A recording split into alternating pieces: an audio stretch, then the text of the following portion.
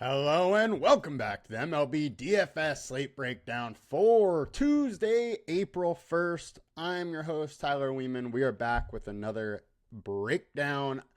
Come join us at LineStar. Only $39.99 per month gets you access to all we do, all the props, all the DFS. You get it all, one low price. Now, let's jump into it. As always, gonna start by breaking down yesterday's slate and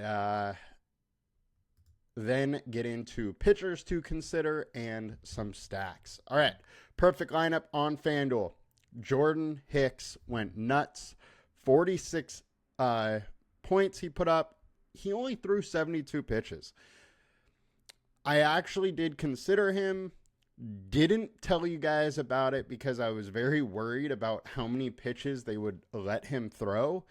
And ended up not mattering. He went 72, 6 innings, 6 Ks, super efficient, just diced up this Astros offense. So congrats to him. Well played.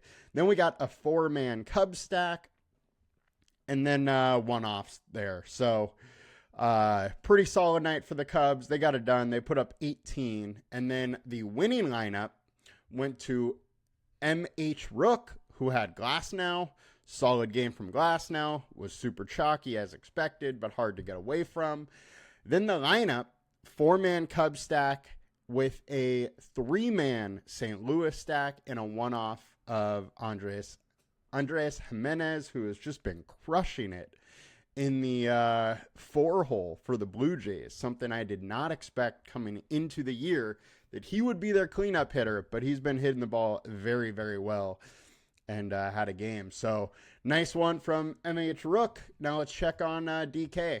DK, the perfect lineup is Jordan Hicks, Tyler Glasnow, 4-man Cubs stack, then 3 one-offs. No surprise that it's all one-offs there, which now let's take a look at the DK lineup. Congrats to Third and Schlong. You got it done. You won by 20. Guy absolutely crushed everybody, crushed the field. Glasnow, Rasmussen was the 2 pitchers, 2 that we talked about, 2 that were chalky, but both were in very good spots. Then, classic 5-man Cubs stack, 2-man Toronto, and a one-off with our boy Magnum down there. So, classic 5-2-1. If you've watched the show before, you know we've talked about that on DraftKings a ton. It is the lineup construction that wins the most on DraftKings, and it did it again today. Now, let's grab in, let's get over to the slate and start breaking it down. It's a pretty interesting pitcher slate here. Not a ton of different ways to go, even though we have an 11-game slate here. I'm pretty iffy on a lot of the options. So first, Logan Gilbert, 10.6K, 27% owned. He's the chalkiest. He should be the chalkiest. I'm going to have a bunch of Gilbert. It's not the best matchup. The Tigers have shown that they are much better at hitting the ball this year and have shown some interesting pop. However, I don't mind trying to pick on them in this spot. Gilbert, 3.03 FIP over his last 20 starts with 30% K rate. Now, his StatCast data from his last start was okay. He's allowing a little too many hard hit balls, but still only 1 barreled ball. I'm absolutely interested in Gilbert. I'm going to have some of them. And the Tigers splits really don't look good. The only thing going for the Tigers is the BVP data, which is limited, but 18 plate attempts, 353. I wouldn't expect that to continue in Pitchers Friendly Park at home for Logan Gilbert. I'm fine with going Gilbert. I think he's chalked it all. I'm fine eating. Next, we got Chris Sale, 10.2K against the Dodgers, though. And wind blowing out to right, I believe, at like 20 miles an hour starting the game. That will go down to like 10 mid-game, 15, 16 mile an hour, something like that. Chris Sale has just been absolutely unbelievable. I am fine going to Sale and picking on some Dodgers, but that is just a very tough lineup you don't really want to pick on. So that's the problem there. But Sale can get it done versus anybody. So I am not too worried about going with this little Sale here. He did okay versus them last year. 6 innings, 6 Ks, 1 earned run. My issue is it's a team that's not really striking out. 19.7% K rate over their last 150. 18.3 over the last 20 versus lefties. They can definitely get to lefties, and that's my whole issue. I just don't know if the upside really warrants going there. Very good hitting team and one that's not striking out a lot. I don't know. It's a tough call going there. Next, we got Justin Steele, 8.7K, 19% owned versus the Oakland A's. I am shocked he is the third highest owned pitcher right now. For me, I'm not going here. One, he's looked bad his last 2 starts. I'm sorry, Justin Steele. I know you're a fan of daily fantasy. I know you're a fan of fantasy sports in general. And it hurts me to say this, but I just can't do it. He is not in great form right now. And Oakland versus lefties, crushing the ball. 261 average, 202 ISO. Over the last 20, 300 average, 200 ISO. Good BVP data, not striking out a ton. The StatCast data against Steele is bad. I have a hard time going against him. Plus, wind is blowing out to center at like 10 miles an hour. We saw a lot of offense in that game last night. I have a real hard time going to Steele, and I do like some leverage Oakland bats. Corbin Burns, 9.7K, making his debut against the Yankees. We do have some wind blowing out, but it is cool temperatures. Burns is a very good pitcher. You just got to go against the Yankees. So do with that information what you will. Yankees, I don't think are going to keep scoring 15 runs a game. So you can absolutely pick on him if you want. He's going to be lower owned. He's a very good pitcher. Next, we got Michael King, 5-star alert score, 9,500. It's versus the Guardians, who don't have the greatest splits. It's pitcher-friendly park. It's going to be cool. Believe the wind is blowing in or a little cross field a little bit today. And striking out at 22.9% clip. Now, Michael King has the ceiling, and it's not a terrible matchup. Plus 7.5 run total. So I am absolutely interested in some Michael King. Don't mind going there whatsoever. He's a very good pitcher. Didn't have it in his first game versus the Braves, though. 76 pitches, 3 earned runs allowed, and 2.2, 4 walks. Struggled with his control. The StatCast data is not great. So there's definitely some warning signs to go away from Cole. But game totals in our favor. We know he has a history of being an elite pitcher with a 2.69 FIP over his last 20 and a 29% K rate. So I'm absolutely fine going with some King. Logan Webb, 9.2K. He's another guy that wasn't in great form. However, he's a very good pitcher, and this Houston Astros offense hasn't been great lately, so I'm fine picking on him. Outside of that, it gets a little touchy. Jose Barrios, 8.8K, a little pricey for Barrios for me. The ceiling is there. The splits for Washington are there. He's at home where he's a better pitcher. But StatCast data is not very good. 35% hard contact, 3 barrel balls. That's a lot of barrel balls. And this Washington team should be better hitting the ball than they have been in years prior.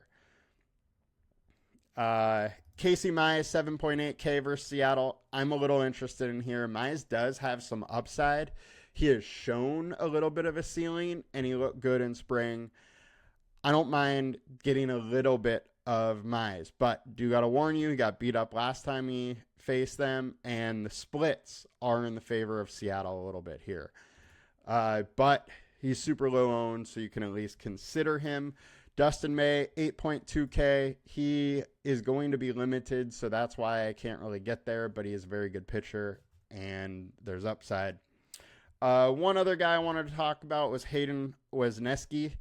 He has shown upside in his starts before, has strikeout stuff, and the Giants can absolutely be pitcher whisperers. I mean, look what they did to Jordan Hicks, made him from a reliever to a starter, and he's doing insane right now. So absolutely interested in some Wesneski. I think there's some upside, and 7.1K is cheap, so I don't mind dabbling versus I say Giants are pitcher whisperers.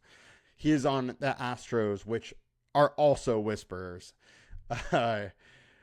And I mean, both these organizations are very good with their pitchers and playing them up. I mean, look what Kikuchi did last year. Once he got traded, he was lights out with the Astros. So Astros, also very good. And don't mind trying to pick on this Giants offense. 2.36 split for their average. 176 ISO, striking out at 24%. There's decent K upside with the 25.8% combined K rate at only 7.1K. I think that's super interesting. Now, getting over, that was FanDuel here, so we did it a little backwards today than we generally do. Getting over to DK, Burns, Sale, Steele are the highest owned. Then Gilbert. I think that flips. Gilbert's probably going to end up being the highest owned, and he should be. And he's the guy that I would own the most of. I think same thing. Wesneski is very interesting for a pivot here. Shane Baz is a little bit interesting. This Pirates offense has, been consistent so far. And it's a hitter-friendly park and weather conditions, but Baz is or was an elite prospect. We know there's a ceiling. I'm a little interested in a little Shane Baz there. Then Mize, Webb, both a little interesting. Outside of that, I'd stay up here for the higher owned guys that are just a little more interesting. But same goes for Steele. I don't really want much Steele. Let's get into some stack attacks today. All right. Highest owned stack, we got the Royals versus Milwaukee and Chad Patrick. Patrick has not been good. Very limited data on him, but I don't mind going here. Now, ownership on an 11-game slate doesn't matter too much. 43% being the highest owned, 5-man stacks is low owned. So throw ownership out the window for your stacks today. Royals are pretty interesting. Washington is popping up a little bit against Barrios. Barrios is a guy that can go either way. He can be very good or get absolutely lit up. So Washington stacks are absolutely fine today. Highest projected stacks. We got Yankees and Arizona popping up. Wind is blowing out in Yankee Stadium. So they're a little bit interesting against Will Warren, or Arizona is a little interesting versus Will Warren. Yankees are also popping up. Now, this Goldie, Bellinger, Judge, Chisenholm, Volpe stack, super expensive. Don't think you're going to play many 27K stacks, but they are popping up a little bit. I think if you're going to play a Yankee stack, you need to get one that's a little cheaper than that. They're a little too expensive for me against Corbin Burns. This, pricey of a stack, they're going to have to put up 18, 20 runs again, and it's just not very likely against a very good pitcher. I don't care what bats you're using. If pitcher's missing the bat, it doesn't matter. If they're missing the barrel, those bats don't matter. Dodgers versus Chris Sale. Risky to go against Sale. Can he get blown up? Absolutely. But Dodgers are a team that could do it, so always a little interest there. And value stacks. We got Arizona popping up versus Will Warren. Very, very interesting. White Sox versus Simeon Woods Richardson. who hasn't been great, mid-4s FIP last year. White Sox have been on fire. I could see you going a little bit there. Tigers, it's going to be a little bit of a leverage stack here versus Logan Gilbert. Fine going there. They've been hitting well, but it is a little risky because Gilbert's great. And Arizona, we talked about. Everybody else we talked about. Highest ceiling, Yankees, no surprise. They've been killing the ball, but it is a bit against Corbin Burns, which is always rough. Dodgers also popping up. And our highest leverage stack, Braves versus Dustin May. So I think this one's interesting. Dustin May, been a long time since he's seen, MLB work. I know he is a good pitcher, but he's also probably limited. Braves could get into the bullpen quick. Braves are a little interesting, going super, super low owned with the quality of bats they have. And it's not an overly pricey stack, so a little interest there. Yankees popping up a bit, and it's all, a little bit of the lower priced stacks, which is a little more interesting. Now, highest FIP over the last 20, Chad Patrick, and over the last 5 would be the same. If we pull up the team tabs, Tampa Bay, highest implied run total. I think they are very interesting today. Nice hitting weather, winds blowing gently out and warm, so don't mind some Tampa Bay. Arizona, we talked about, we like them. Royals, we're fine with. Cardinals versus Kyle Hendricks. Kyle Hendricks is another guy like Berrios where he either gets blown up or he can be very good. I'm fine attacking him a little bit. Cardinals also score fantasy points in a bunch of different ways because they're fine running. They're fine stealing bases and playing small ball. They've been playing well, too, lately, hitting the ball decently. Toronto versus Washington and Trevor Williams, fine picking on them a bit. I really do like this Cubs game for stacks. Again, we were on it yesterday, and we're going to be back again today. Cubs versus Severino. Severino looked good in his first outing, but the bullpen is bad, and we'll see if he can keep it together for another one. On the other side of that game, absolutely interested in Athletics. They only have a 3.3 implied run total because it's Justin Steele, but we've already talked about how Steele didn't look that great. Also, their bullpen hasn't been that good. He's allowing 38% hard contact, 92 average exit velocity. I think the A's are a little interesting to stack today. Minnesota, you can go. I think Padres are interesting to go back as well. And that'll do it for us today, guys. I think we got a fun 11-game slate on tap. We'll be back with more tomorrow. You guys have a good one. Peace. Like, comment, and subscribe, please.